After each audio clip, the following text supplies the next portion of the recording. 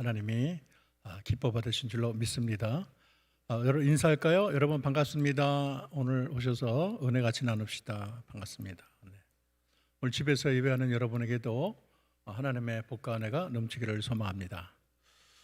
사도 바울이 1차, 2차, 3차 전도 여행을 통틀어서 한 지역에서 가장 오랫동안 머문 곳이 에베소라고 말할 수가 있습니다. 많이 전도하고 교회를 많이 세웠지만은 가장 오래 머문 곳, 그것은 에베소입니다. 에베소는 지금의 터키 지방인데 소아시아 남단에 있는 도시예요. 거기는 상업과 종교의 도시입니다. 굉장히 우상이 많았어요. 우상이 얼마나 많은지 몰라요. 그래서 로마에서 이런 지령을 내렸어요. 한 가정에 한 신만 섬겨라. 너무 너희들이 종교가 많다. 한 가정에 하나만 섬겨라 할 정도로 그렇게 종교가 많고 수많은 신을 섬기는 게 에베소입니다. 에베소는 특별히 아데미 여신을 도시의 수호신으로 섬겼는데 얼마나 그 신전을 거대하게 졌는지 그 지역에서 가장 큰 신전, 가장 우람한 신전과 거기는 수많은 또 신전의 창녀들이 있어서 그곳에 오는 많은 사람들을 굉장히 유혹했던 곳으로 유명한 곳입니다. 거기는 무당과 마법사들의 천국이에요. 미신적인 행위, 온갖 다양한 그런 종교적 행위가 범람했던 곳입니다.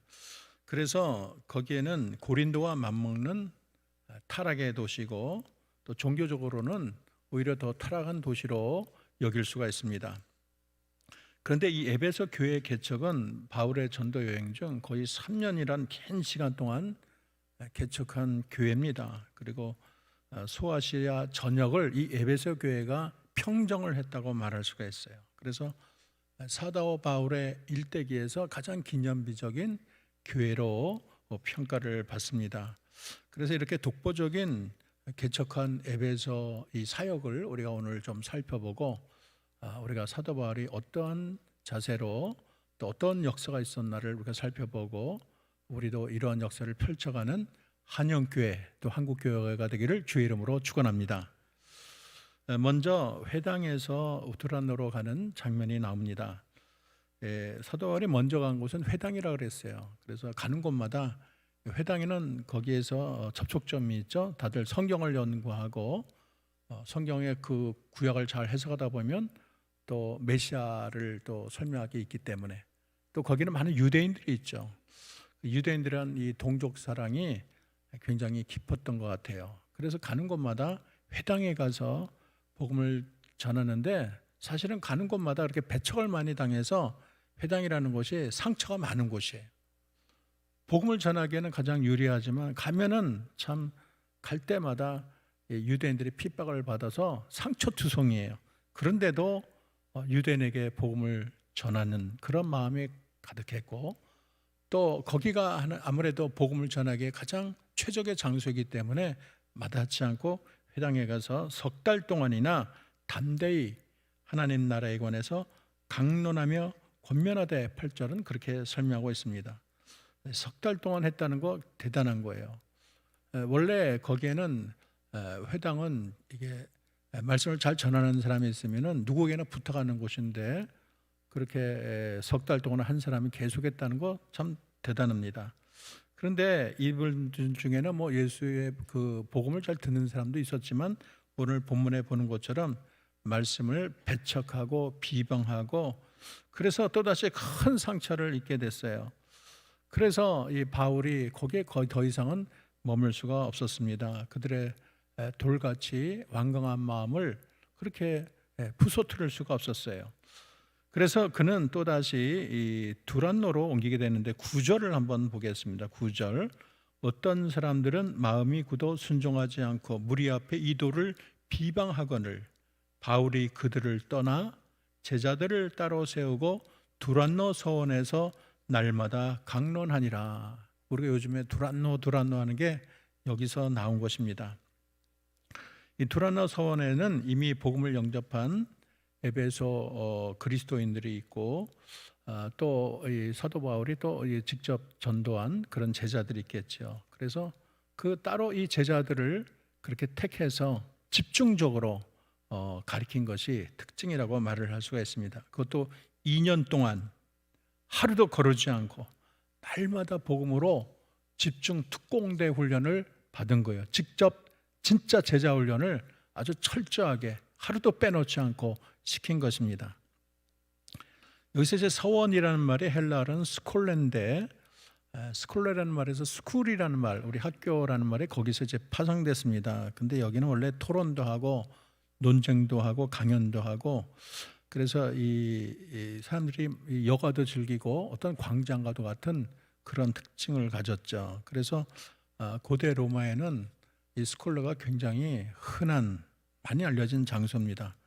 그래도 이 사도 바울이 2년이나 날마다 예배와 말씀 공부를 동일한 장소에서 했다는 것은 정말로 대단하지 않을 수가 없어요. 그게 자기 것도 아닌데 어떻게 해서 그런 혜택을 받았는지 참 의아하기 짝이 없습니다. 우리가 두란노 사역의 내용을 잠시 살펴보겠습니다. 거기에는 두 가지 큰 사역이 있는데, 첫째는 따라합시다. 말씀 사역이에요. 사도 바울이 그 불모지에서 어떻게 복음을 굳히고 에베소가 온 아시아 전체에 복음을 증거하는 큰 기틀이 됐을까? 가장 중요한 게 말씀 사역입니다. 사도 바울은 철저히 말씀의 사람이에요. 그리고 사람들이 아무리 반대하고 배척해도 눈 하나 끄떡하지 않고 장소를 옮겨가면서도 계속 끝까지 말씀을 증거했습니다. 근데 8절에 봤더니 회당에서도 말씀 증거를 담대히라는 말을 썼어요. 담대히 증거하니라 그랬어요. 많은 배척이 있고 어려움이 있고 잘못될 수도 있고 핍박을 받고 무슨 일이 또 어떻게 될지도 모르잖아요. 자기가 테러를 당할 수도 있지만, 그러나 전혀 끄떡하지 않고 담대하게 하나님 말씀을 증거했어요. 왜냐하면 자기가 다메섹 도상에서 주님을 만나봤기 때문에, 그냥 머리로만 자기가 말씀을 들은 게 아니라 하나님의 음성을 들었고, 정말 이전에 주님을 핍박했던 그가 180도 달라가지고 이제는 그 이전에 열심히 100배나 더해서 주를 위해서 죽으면 죽으리라, 이런 각오를 잊고, 그의 신앙이 체험적 신앙이잖아요. 머리로 그냥 배운 지식이 아니고 직접 주님을 만났거든요. 그렇기 때문에 담대해요. 어떤 핍박이 와도 두렵지가 않아요. 그래서 사도 바울을 막을 자가 아무도 없는 것입니다. 무엇을 가리켰을까? 8절에 보면은 이렇게 돼요. 사도행전의 전체 주적이던 하나님의 나라를 증거했다고 말을 하고 있습니다. 사도행전을 보면요, 1장 3절에 주님께서 40일 동안 사도들에게 하나님의 나라를 가르쳤다, 그렇게 사도행전이 시작해요. 근데 끝날 때도 보면 마지막 구절 28장 31절에 하나님의 나라가 전파되고 있다고 말을 하고 있습니다. 결국 우리가 이 땅에서 배워야 될 것은 하나님의 나라예요. 하나님의 나라를 우리가 탐구하고 배우고, 그리고 우리가 하나님의 나라의 백성이 되는 훈련을 받는 곳이 바로 교회고, 바로 성경의 공부라고 말할 수가 있습니다. 하나님의 나라의 왕이신 우리 주 예수 그리스도를 정확히 아는 것이 중요하죠. 이 땅에 오셔서, 그리고 많은 사람들을 구원하기 위해서 십자가를 지신 그 예수님을 배우는 것이 이 복음의 핵심이라고 말할 수가 있어요. 사실은 예수님이 이 땅에 와서도 하나님의 나라를 증거했다는 것을 우리는 성경을 통해서 배웁니다. 마가복음 1장 15절 보면 때가 찼고 하나님 나라가 가까이 왔으니 뭐라 그랬어요? 회개하고 복음을 믿으라, 그렇게 했어요. 이 하나님의 나라를 두 단어로 얘기하면 십자가와 부활이라는 복음의 핵심을 이루는 십자가 부활을 증거했다고 말할 수가 있습니다. 그리고 이 사도 바울은 언제나 어디서나 말씀을 가르칠 때 이 제자들을 세웠어요. 말씀에 대한 의욕이 있는 사람, 말씀에 순종하려는 사람, 이런 사람을 뽑아가지고 제자 훈련을 잘 시켰습니다. 구별해서 훈련을 시켰어요. 그래서 그들에게 이 두란노에서 일주일에 한 번도 아니고 날마다 말씀을 강론했습니다. 이 두란노라는 게 원래 티라너스라고, 요즘은 폭정하는 사람, 폭군이란 뜻이지만은 옛날에는 그 히라버로는 주권자 이런 의미예요. 주권자. 그래서 이게 아마 그 서원의 주인의 이름이다, 우리는 그렇게 해석을 합니다. 또 어떤 사람은 강의하는 사람의 이름이다 이렇게 보는 학자도 있기는 해요. 근데 이제 이 사본들을 보면 11시부터 4시까지 5시간 동안 사도 바울이 가르쳤다 그래요. 그때는 소아시아에는 낮잠 자는 시간이거든요. 너무 더워서 사람들이 그 시간은 다 잠을 자요. 그래서 일을 안 하는 때죠. 근데 그 시간을 이용을 해서 복음을 전했다는 것은 참 남이 쉴 때 쉬지 않고 땀을 뻘뻘 흘리면서 사람들을 불러다가 복음을 전한 사도 바울의 모습을 생각할 수가 있습니다. 근데 사도 바울이 무슨 자기가 먹고 살 돈이 통장에 가득 있는 게 아니에요. 본인이 다 먹고 사는 것 저녁에 일하면서 그러면서 낮에는 또 이렇게 남들 다 쉴 때 그 강의 준비하려면 또 얼마나 시간이 많이 걸리겠어요. 아마 밤에 잠도 잘 자지 못했을 것입니다. 그러면서 하루도 쉬지 않고 꼬박 2년을 가르쳤다니 참 이 사도 바울의 열정과 헌신은 이루 말할 수가 없습니다. 근데 이 사도 바울은 단순히 이 두란노에서 말씀만 가르친 것이 아니에요. 왜냐하면 20장 31절에 보면 에베소 사역을 회고를 할 때 밤낮 쉬지 않고 눈물로 각 사람을 훈계했다 이런 말을 해요. 그러니까 훈계까지 했다는 거예요. 그들의 삶을 다 이렇게 고치면서 그들의 삶을 다 하나하나 터치하면서 그래서 지식만 준 것이 아니라 눈물로 목자의 마음으로 그들의 모든 삶을 나누고 목자가 되어서 잘못 가는 그들을 바로 가도록 인도한 사도 바울의 열정과 헌신, 진정한 목자의 자세를 우리가 배울 수가 있습니다. 아마도 이 아까 말한 것처럼 밤잠을 줄여가면서 아마 여유가 없이 그렇게 하루하루를 2년이란 긴 세월을 보냈을 것입니다. 당시 에베소는 각 지방에서 사람들이 올라왔어요. 그래서 아시아 수도인 에베소 오면 언제든지 말씀을 들을 수가 있습니다. 그들이 들은 말씀에 대해서 사도행전 19장 10절은 주의 말씀이라고 그렇게 말을 하고 있어요. 우리가 주의 말씀을 들었다 그렇게 말을 하고 있어요. 그거를 보면 사도 바울은 자기가 가지고 있던 지식을 전한 게 아니에요. 가말리아 스승을 전한 것이 아닙니다. 자기의 자랑이나 학문이나 철학을 전한 것이 아니고 오직 이제 그런 거는 다 배설물처럼 버리고 주의 말씀만, 말씀의 엑기스만 증거한 것을 우리가 볼 수가 있습니다. 여러분 빌립보서 3장 7절을 우리가 다 같이 한번 읽어보겠습니다. 시작. 무엇이든지 내게 유익하던 것을 내가 그리스도를 위하여 다 해로 여길 뿐더러 그랬어요. 이제는 주님밖에 귀한 게 없어요. 예상에는 세상에 학벌을 자랑하고 내 지식을 자랑하고 무슨 쩍쩍했지만은 이제는 그런 게 소용이 없어요. 이제 눈에 보이는 건 주님밖에 없어요. 그리고 그 주님에 대한 순수한 지식, 예수 그리스도에 대한 십자가, 부활, 거기에 내 마음이 다 꽂혔어요. 그 지식을 나눠주기를 원해요. 나 혼자 누리기를 원하지 않아요. 이 생명의 말씀, 능력의 말씀을 많은 사람들에게, 특별히 자기 제자들에게 심어주고자 하는 스승의 마음을 우리가 엿볼 수가 있습니다. 두 번째는요, 따라합시다. 능력사역. 처음엔 뭐라 그랬어요? 처음에는 말씀사역을 했고 두 번째는 능력사역이 있습니다. 우리가 오늘 본문을 보면 사도 바울을 통해서 성령의 능력이 아주 왕성하게 일어난 걸 보게 됩니다. 그 사역은 주로 치유사역으로 많이 나타나 있어요. 그거는 인간의 상상을 초월하는 일들이 이게 이래 있을 수가 있어?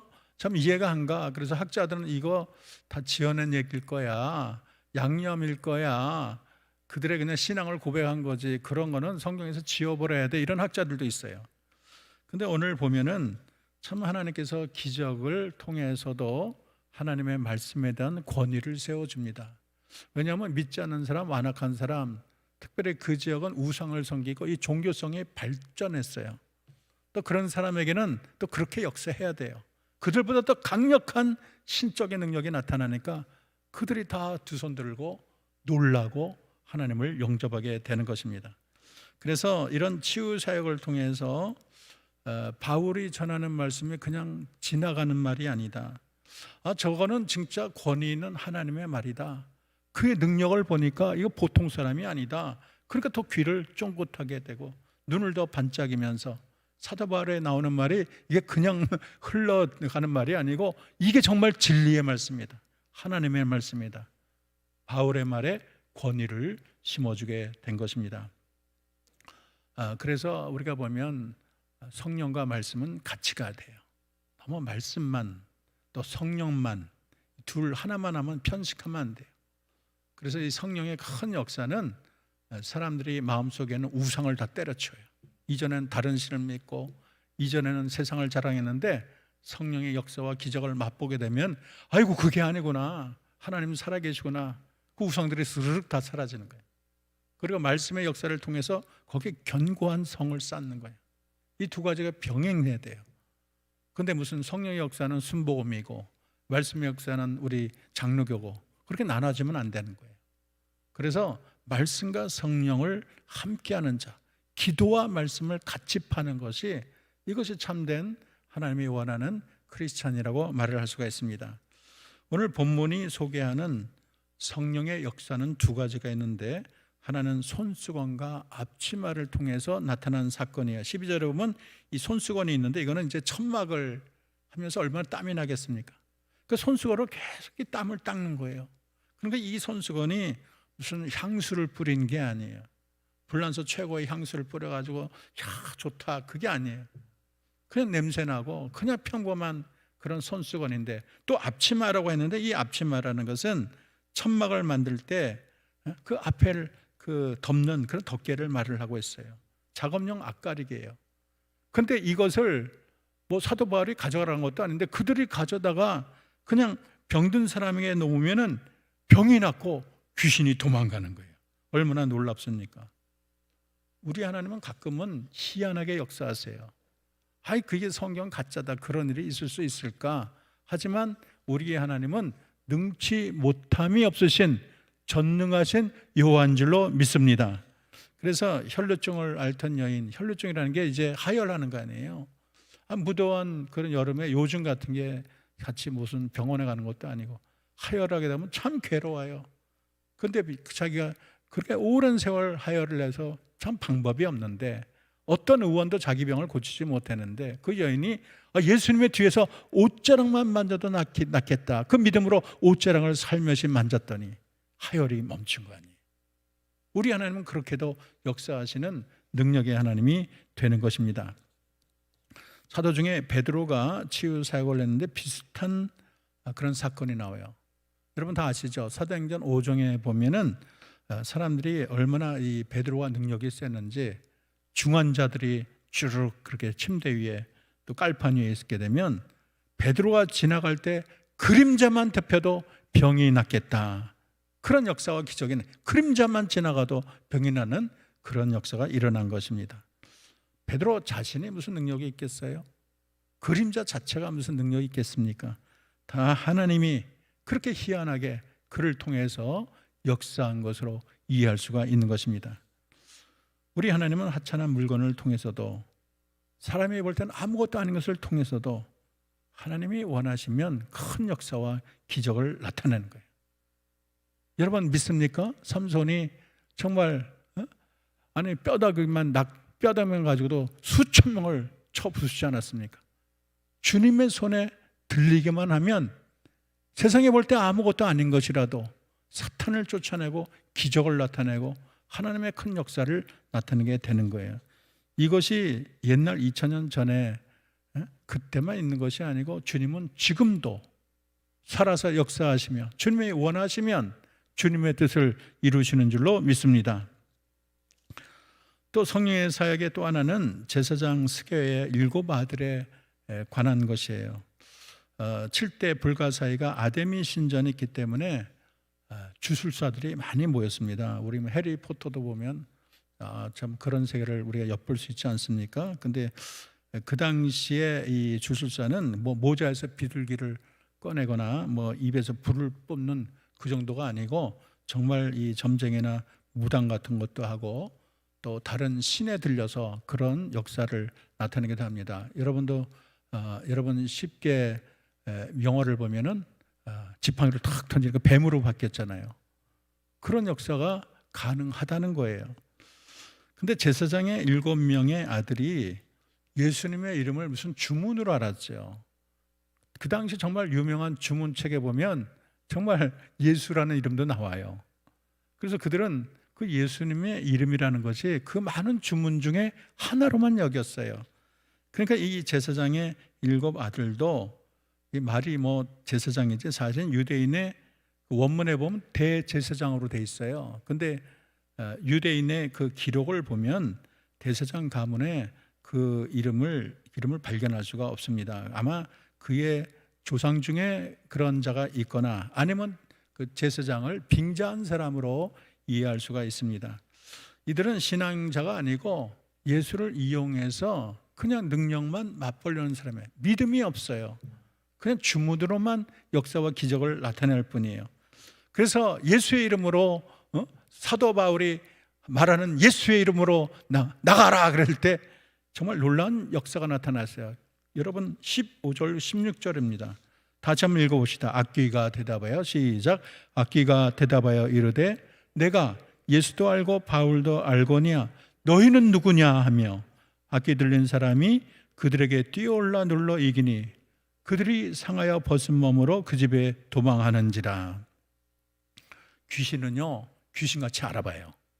귀신도 영물이기 때문에 하나님의 아들도 거룩한 자라고 했잖아요. 우리를 무적행에 보내지 말아달라고 그렇게 말을 하지 않았습니까? 그래서 이 귀신이 딱 알아보고 나는 바울도 하고 예수도 하는데 너희는 도대체 누구냐? 그들이 예수 이름으로 행했지만은 아무 껍데기라는 걸 알아는 거예요. 예수님이 진짜 뒤에 계시지 않고 그들이 말하는 주문이 다 허당이라는 것을 알게 된 것입니다. 그랬더니 그들이 그 귀신 들린 사람이 덮치니까 혼비백산 도망가기 다 바쁜 거예요. 진리가 드러나는 곳에 사해비는 폭로가 되는 것입니다. 이들이 대망신을 당하고 도망가자 그 소문이 쫙 퍼지니까 에베소에 거하는 모든 사람들이 그 소식을 알고 두려움에 떨었어요. 그래서 그것이 오히려 하나님께 영광이 되고 많은 사람이 야, 저들이 섬기는 하나님 예수님이 최고구나. 여기 수많은 신들이 있지만 그 신이 최고구나. 그렇게 인정하는 사건으로 바뀌게 된 것입니다. 두라노 사역의 결과가 어떻게 됐을까요? 첫째는 회개와 개혁이 일어나게 됐습니다. 말씀이 증거될 때에 에베소 사람들의 많은 변화를 우리가 목격할 수 있습니다. 17절 18절을 우리 다 같이 읽어보겠습니다. 시작. 에베소에 사는 유대인과 헬라인들이 다 이 일을 알고 두려워하며 주 예수의 이름을 높이고 믿은 사람들이 많이 와서 자복하여 행한 일을 알리며 그랬어요. 유대인과 헬라인이 하나님을 목격할 때 하나님을 정말 우리가 체험적으로 깨닫고 하나님 정말 계시다는 것을 확신하게 될 때 죄 문제가 생각나는 거예요. 야, 내가 하나님 앞에 있는데 하나님의 이 죄를 가지고 나아갈 수 있을까? 나 같은 죄인이 하나님 거룩한 하나님 앞에 나아갈 수 있을까? 하나님 나를 용서해 주세요. 내가 진짜 하나님을 만났는데 그 하나님 앞에 서려면 이 죄 문제를 해결해야 됩니다. 내 죄를 용서해달라고 막 자복하는 역사가 일어났어요. 말씀이 증거될 때 죄가 사라지고 말씀이 증거될 때 예수님이 높아지는 것입니다. 그래서 회개 역사가 일어났어요. 놀라운 일은 19절에 봤더니 또 마술을 행하던 많은 사람이 그 책을 모아가지고 와서 모든 사람 앞에 불사르니 그 책값을 계산한 즉 얼마라 그랬어요? 은 5만이라 그랬어요. 이거 여러분 대단한 것입니다. 그 당시에는 마술 갖고 사는 거예요. 마술 잘하면 평생 먹고 남는 거예요. 그리고 그 마술하는 그 기록된 그 책이 아주 보물 중에 보물이에요. 그것이 잘 기록된 책만 갖고 있으면 자자손손 아주 부티나게 행복하게 인생을 아주 즐기면서 살 수가 있습니다. 근데 그들이 자기 목숨처럼 귀하게 여기는 그거를 그냥 다 불태웠는데 그 가격이 은 5만이라는 거예요. 우리가 은 5만이라는 게 잘 이해가 안 가는데 은 5만은 원래 이 은 하나가 드라크마라는 원어로 돼 있어요. 이거는 하루치 품삯입니다. 그러면 은 5만이면은 5만일 1년이 365일이면 137년 동안 일을 해야지 벌 수 있는 돈이니까 이거는 뭐 상상을 자자손손 먹고도 남는 돈이에요. 그렇게 귀한 거를 아낌없이 불태웠다는 것은 그들이 정말 만날 분을 만난 것입니다. 정말 진짜 주인을 만난 거예요. 주님을 만나고 보니까 이전에 목숨보다 귀한 것이 이제는 쓰레기만도 못한 거예요. 그런데 나 목매고 싶지 않다는 거예요. 이전에 내 인생 최고, 내 인생의 최고의 보물인 그것이 이제는 눈길도 가지 않고 저 따위는 태워버려야 돼. 저거는 나의 보물이 아니고 내 영혼을 올가매고 나를 지옥으로 보내는 사탄의 그런 앞잡이야. 그러면서 그 귀하던 것을 과감하게 불로 태운 그들의 결단이 정말 대단해요. 아니 그거를 자기가 뭐 1년이 아니고 수십 년 동안 자기의 목숨과 같이 여기고 그 일을 해왔는데 주님을 만나고 나서 180도 바뀌고 그 귀하던 것을 와장창 불로 태우는 그들의 결단이 보통 사람은 그렇게 못할 거야. 그걸 살짝 놔두고 양다리 걸치는 사람이 100명이면 99명일 거야. 그건 놔두고 또 그거는 팔아서 돈으로 챙기고 그렇게 생각을 하지. 그거를 그냥 은 5만 영원히 먹고 살 수 있는 그 돈을 과감하게 불태울 정도로 저게 돈이 아니라 우상이야. 내 영혼을 지옥에 떨어뜨리는 못된 거. 저거 다른 사람이 사용하면 나와 같은 사람이 돼. 안 돼. 그러면서 저걸 팔아 돈 벌어. 안 돼. 저 딴 사람 보면 안 돼. 얼마나 주님을 보고 완전히 바뀌었어요. 철저한 개혁이에요. 우리 하나님은 그런 분이세요.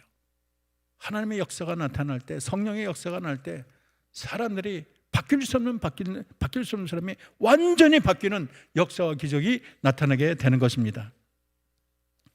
두 번째는 성령의 사역, 이 두라노 사역을 통해서, 말씀의 사역, 성령의 사역을 통해서 주님께 영광이 돌아갔습니다. 여러분 17절 말씀을 우리가 다시 한번 보면은, 여러분 PPT는 안 떼었는데, 에베소 사는 유대인과 헬라인이 다 이 일을 알고 두려워하며 뭐 했다 그랬어요? 주 예수의 이름을 어떻게 했다고? 주 예수의 이름을 높였다고 그렇게 말을 했어요. 하나님을 만나고 정말 바른 주님의 사역이 이루어졌더니 결국 높아지는 것은 주님의 이름이었습니다. 여러분 예수님 만나고 나서 내 이름이 높아지는 거 문제 많은 거예요. 예수님을 진정 만나고 나서 정말 높아질 분은 주님의 이름 하나인 줄로 믿습니다. 사도행전 26장에 보면 담메색 도상에서 사도 바울이 우리 주님의 말씀을 들어요. 그때 말씀이 얼마나 귀합니까? 자기 평생 잊을 수 없는 말, 주님을 만날 때 주님이 직접 주신 말씀, 평생 잊을 수 없을 거예요. 우리 다 같이 한번 읽어보겠습니다. 시작. 내가 대답하되 주님 누구시나이까? 주께서 이르시되 나는 내가 박해하는 예수라. 일어나 너는 발로 서라. 내가 내게 나타난 것은 곧 내가 나를 본 일과 장차 내가 내게 나타난 일로 너를 종과 증인을 삼으려 함이니 이스라엘과 이방인들에게 내가 너를 구원하여 그들에게 보내어 18절 제일 중요해요. 다시 큰 목소리로 시작. 그 눈을 뜨게 하여 어둠에서 빛으로 사단의 권세에서 하나님께 돌아오게 하고 죄상과 나를 믿어 거룩하게 된 무리 가운데 기업을 얻게 하리라 하더이다. 어둠 가운데 있던 자가 빛으로, 사단의 나라에 있던 자가 하나님의 나라로, 그럴 때 그들은 하나님을 찬양하고, 하나님 제가 어둠에서 빛으로 왔습니다. 하나님 나는 사탄의 나라에서 해방되어 하나님의 자녀가 되겠습니다. 나 같은 죄인 살리신다면서 하나님을 높이고 하나님을 자랑하게 된다는 거예요. 여러분도 하나님을 자랑하기를 원합니다. 하나님을 높이기를 바랍니다. 마지막으로는 말씀의 흥왕이라고 말할 수가 있습니다. 두란노 사역을 마무리하면서 2해 동안 했더니 10절에 보니까 아시아에 사는 자나 유대인 헬라인이 다 주의 말씀을 듣더라. 얼마나 좋은지 몰라요. 여기 아시아라면은 북쪽의 비두니아, 또 동쪽의 루가오니아 남쪽, 또 터키 서부 지역을 가리키고 있습니다. 그런데 아시아의 7교회가 에베소를 중심으로 펼쳐져 있어요. 그러니까 서방 본문을 참고하면은 바울은 5시간 동안 계속 집중적으로 성경 공부를 했더니 그 결과는 말씀의 흥왕입니다. 말씀이 흥왕, 힘을 얻어가지고 막 그게 퍼지는 거예요. 20절 말씀 다시 읽어보겠습니다. 이와 같이 시작. 이와 같이 주의 말씀이 힘이 있어 흥왕하여 세력을 얻으니라. 하나님의 말씀이 더 이상 조롱받지 않고 배척당하지 않고 주의 말씀이 강해졌다는 거예요. 말씀이 힘이 얻어서 이제는 사방으로 퍼지게 되는 거예요. 말씀이 가는 곳에 사람들이 뒤집어지고 회개하고 사탄이 도망가고 하나님 나라가 건설하게 되는 것입니다. 아까 읽은 10절을 다시 한번 읽어보겠습니다. 두 해 동안 이같이 하니 아시아에 사는 자는 유대인이나 헬라인이나 다 주의 말씀을 듣더라. 따라합시다. 다 주의 말씀을 듣더라. 당시 에베소 인구가 25만 명 정도에 불과했는데 그 인근 지역의 인구를 다 합치면 100만 명이 넘는다는 거예요. 얼마나 많은 이방인과 유대인들이 두란노 서원에서 말씀을 들었나. 그들이 또 나가서 또 제자 삼는 사역을 한 거예요. 2년 동안 말씀이 제자가 제자를 낳고 그 말씀이 점점 파급이 된 것입니다. 주의 말씀이 흥왕하면서 사방 퍼지는 거예요. 요한계시록 전반에 나오면 소아시아 7나라에 보낸 사도 요한의 편지가 나옵니다. 거기 보면 50년이 지난 후인데 에베소가 장자교회로서 막강한 영향력을 끼치고 있다는 것을 알 수가 있습니다. 에베소는 시간이 흘러서 사도 요한이 이끄는 복음의 전초지가 될 만큼 그 도시가 정말 말씀으로 굳게 선 도시가 되고 말았어요. 소아시아 7교회에 쓴 편지가 있는데 그 많은 교회가 보면은 에베소 교회 주변에 다 포진되어 있어요. 뭘 말합니까? 두란노에서 훈련받은 주님의 제자들이 사방 퍼져서 교회를 세운 것으로 이해할 수가 있습니다. 결국 집중적인 말씀 훈련, 성령의 강력한 역사를 통해서 교회들이 우후죽순으로 생겨나고 또 그들을 통해서 하나님의 말씀이 온 세상에 전파되는 큰 뿌리가 된 것입니다. 이걸 보면 한 사람의 변화가 얼마나 중요한가. 사도 바울 한 사람이 뒤집어졌더니 그를 통해서 이렇게 세상 끝에 복음이 전할 수 있는 든든한 기초가 형성된 것입니다.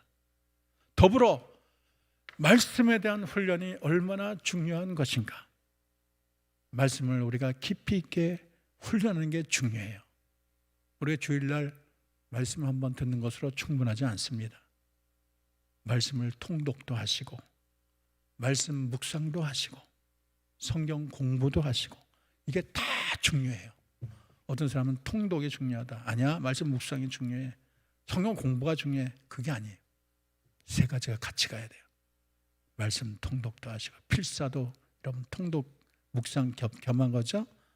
그리고 말씀 묵상 매일 하시고 그리고 성경 공부도 배우시고 그래서 여러분의 수준이 하나님의 튼실한 제자로 든든히 서간다면 여러분이 여러분의 자녀들에게 영향을 미치고 여러분 주변에게 영향을 미치고 여러분을 통해서 또 교회가 또 생겨나고 한역교회가 튼실하게 되고 또 이를 통해서 우리 한역교회가 또 사방의 선교사들을 돕고 또 이 우리나라의 어려운 교회들을 많이 돕고 또 우리 자녀들이 또 믿음의 사람으로 자라나서 하나님 나라가 더 강력하고 흥하게 될 줄로 믿습니다.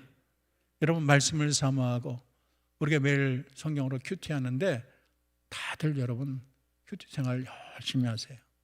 말씀을 읽으면서 오늘 내게 주시는 말씀이 무엇인가? 오늘 특별히 내게 하나님이 말씀하는 구절이 무엇인가? 주님이 주신 말씀을 세미한 주님의 성령의 음성을 듣고 이 말씀을 통해서 내가 무엇이 달라져야 되나? 내 삶을 어떻게 이 삶을 적용할 수 있을 것인가? 말씀의 깊은 묵상과 주님의 음성을 듣고 그를 또 삶에 적용을 해서 여러분의 삶이 달라지고 하나님 나라의 지식이 왕성해지고 여러분, 그래서 여러분 하나님 보실 때 그런 연약한 그런 껍질만 있는 그런 신자가 아니고 우리 주님 볼 때 알곡이 튼실한 그런 교인이 되고 우리 한영교회뿐 아니라 한국교회를 등에 질 수 있는 역군이 되어서 여러분을 통해서 주님의 나라가 흥왕하게 되는 역사와 기적이 일어나기를 주의 이름으로 축원합니다. 기도하겠습니다. 아버지 하나님, 오늘 말씀을 통해서 우리에게 은혜를 주신 하나님 감사합니다. 하나님이여, 하나님의 한 사람의 변화를 통해서 일어날 수 있는 일이 이게 무궁무진한 줄 몰랐습니다. 하나님이여, 또 두란노 사역을 통해서 말씀 훈련을 통해서 또 성령의 역사를 통해서 하나님 세상이 뒤집어지는 역사를 기억했습니다. 하나님, 우리 한옥교회 모든 교인들이 성령의 사람이 되게 하시고 말씀의 사람이 되게 하시고 우리를 통해서 주님 나라가 흥왕하게 되는 역사를 이루게 도와 주시옵소서. 예수님의 이름으로 기도합니다. 아멘.